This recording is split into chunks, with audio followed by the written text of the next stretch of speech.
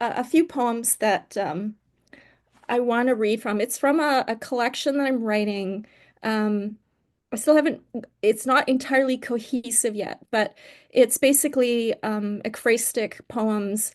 So I'm using other photos, videos, poems, and it's examining how people maneuver in the world. And it's mostly looking at photos of war, of disasters, of famine, of accidents, catastrophes. And I started this a while ago, and was just sort of like plodding through it very slowly. And now that I've been at the writer's studio, I'm definitely slogging through it a lot faster now, which is great. It's given me a lot of focus on it. So the first two poems, the first one I wrote about 7 years ago, and then I wrote a response to it a few months ago. So the second one is quite new. But I do want to say that the ones after this one, actually all of them, they might be triggering. There's definitely talk about war and death, guns, bullets. So it's hard stuff. Um, and so if you want to mute, go right ahead. I definitely don't want to traumatize anybody.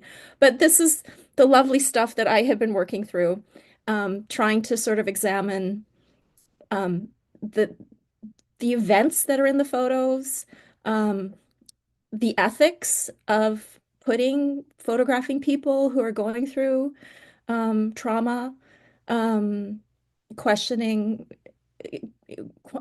trying to support the photojournalists that are doing this, questioning the ethics of our media and how they kind of push this stuff with the agenda that they're informing us, but more to like sell advertising and make money. So I have a lot of things that are intertwined in all of this stuff that again, I am working through. So if anybody has thoughts and they'd like to email me at some other point, I'm very happy to talk with you.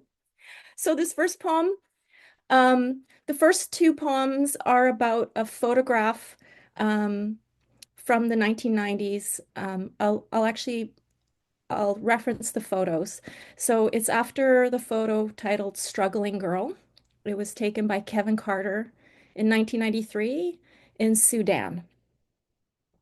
Vulture stalking. The man with the camera knows patience, stares through his lens, waits to frame the perfect shot before chasing away the vulture that stalks. The child, seated knee bent, forehead in hand, clothed in a necklace and those ladder rungs along her chest. This is not the only photo the man will take, though we remember it like a burned after image, as though having first stared at the sun and then squeezed shut our eyes, waiting for carrion, vultures come. And the response, struggling Kevin. The vulture knows patience, its shadow stitched to cracked earth, watches the girl folding inward, ribs stair-stepping toward sky, fragile arc of hunger. Kevin crouches with weighty camera in hand, framing a truth he will never be able to unhitch from, to unknow. Those three in triangulation, but only one adjusts focus on her doubled over, the vast stillness, the scavenger's eyes. And his shutter clicks, once, twice, a dozen times. Each image an echo lodged in the throat of memory, a testament he will carry like a stone in his chest. When vulture lifts itself on black-tipped wings, it leaves behind its hunger, though Kevin will not be able to leave his behind. His photograph will travel in committees of vultures incapable of framing the shadow in his truth. Patience cracks as sun-scorched earth.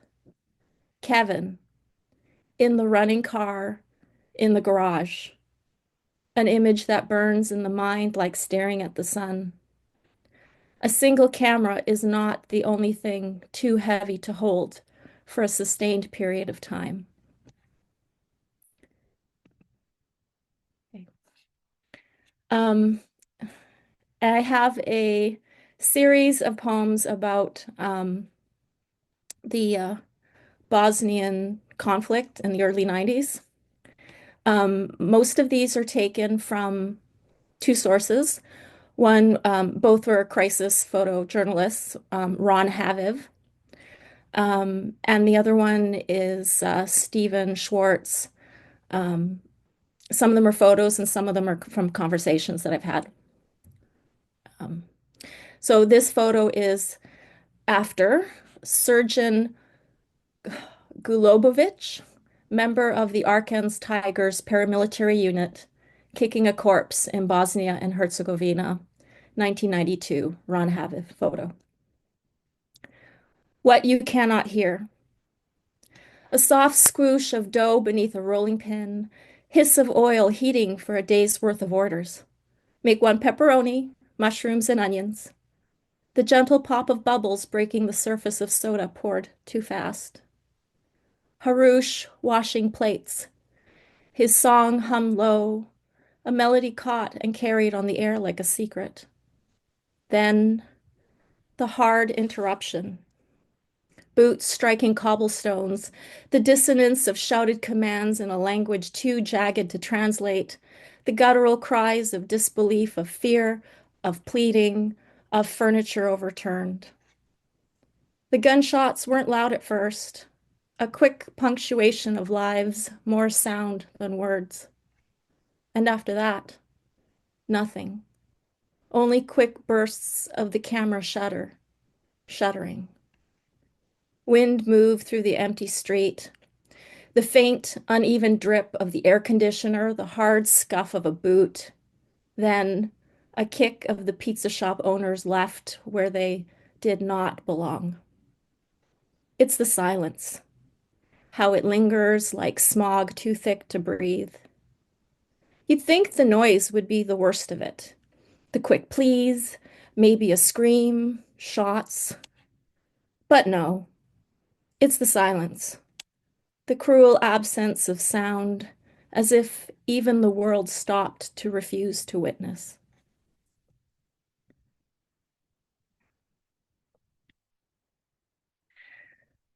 You are not the story.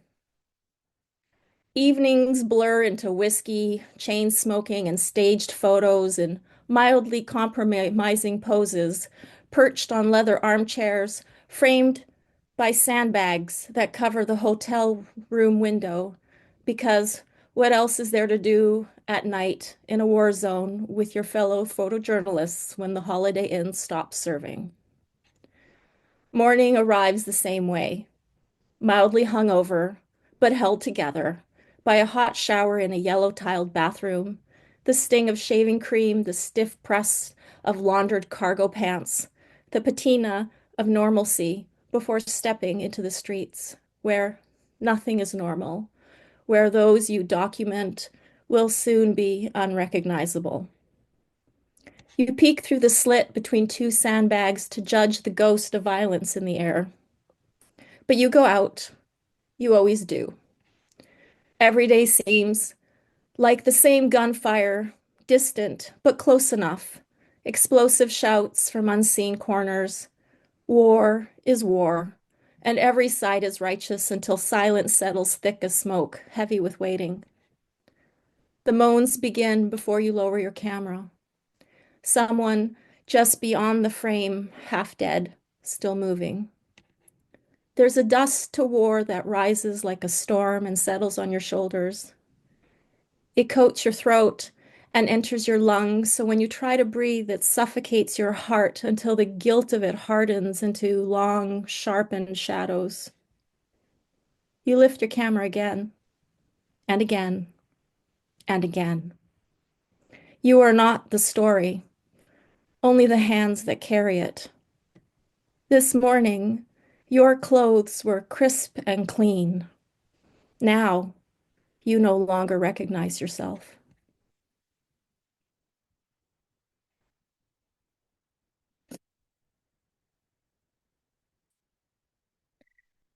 Shutter speed.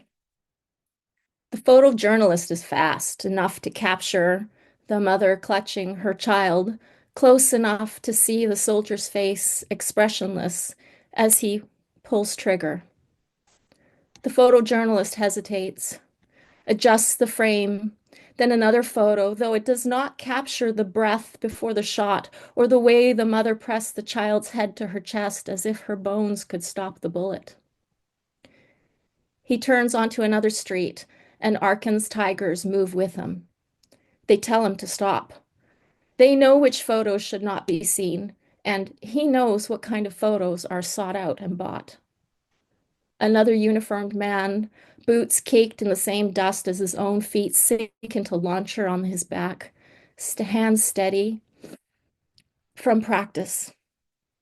The photojournalist steadies his hands too, frames the image, presses the shutter.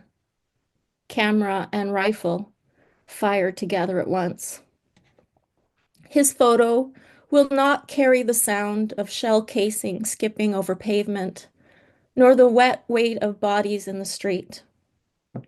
It will not hold the silent calculation of who will be next, or the glance exchanged between the mother, that brother, his wife, who know there will be no reckoning.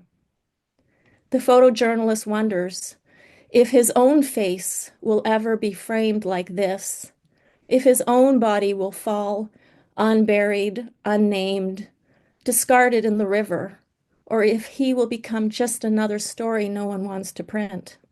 And therefore, he lifts the camera again and takes the photo. Hyperfocal distance. Before dressing, press vest strapped tight, shemach wound close, leather boots laced firm. He fastens the shoulder holster, slides the Sig Sauer into place, thumb presses the snap. He savors that sharp metal click like a mother's hand on a fevered brow, like something meant to soothe. Then on go the camera bag, the crossbody strap, the press cap pulled low to shadow hesitation.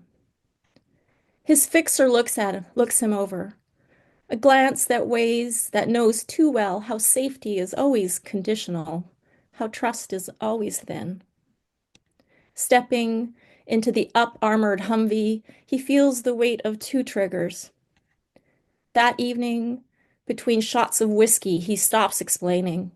He'll be damned if he's ever taken again, damned if they think he won't fight this time. The Sig Sauer will speak before the lens, the shutter replaced by a different click. On film, he has captured the faces of the determined, the defiant, and ones who fell without a chance to fight. And he'll be damned if that last photograph of him will hold a look he doesn't like. Focal length. With a 50mm lens, he must move in close enough to see the man's hand as he wipes the blade clean on his uniformed sleeve, close enough to see the child stare up at him, half hidden behind a burned-out car, eyes reflecting something, fear or hunger, or something else entirely. He hesitates. Then he adjusts the frame and shoots the photo.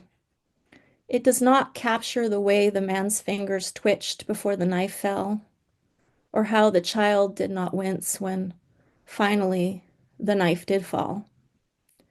He turns onto another street, not searching for stories no one wants to print, though finding them anyway. A different man in the same uniform, stitched with a flag from somewhere safe, somewhere quiet, the same somewhere the photographer came from himself. And he steadies his hands, steps forward, documents the aftermath. A cigarette is lit beside him. A joke is told. The body twitches in the dirt. The camera captures another angle, though the frame will never hold the whole truth. The photo will not smell of gasoline and sweat. It will not speak of the soldier who did not look away or the one who smiled too easily. It will not ask if the joke was the punchline or the bullet. It will not whisper the truth of how war folds men in half, breaks them open like overripe fruit, captures it from any focal length. No, this photo will not be bought. Not this one. Not when the wrong hands hold the knife, hold the gun. Step over her body, the only proper way to document her life. A 50 millimeter lens means close, means step through blood to frame the shot. She had showered that morning. You smelled the perfume of her shampoo, the last trace of her own hands on her skin. Lavender, maybe. Something soft, something warm. Blood pools beneath her, coagulates in the cracks of pavement around the soles of your boots. The scent of iron is strong. Gunpowder lingers too.